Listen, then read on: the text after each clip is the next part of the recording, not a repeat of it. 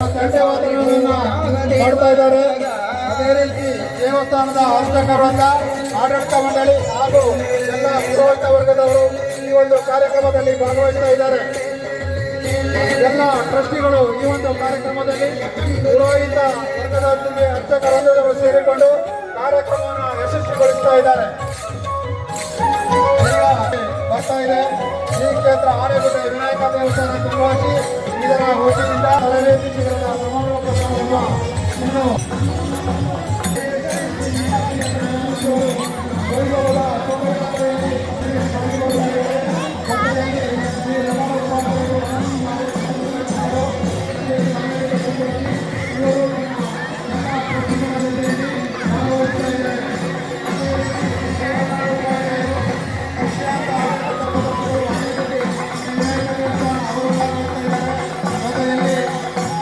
Kumar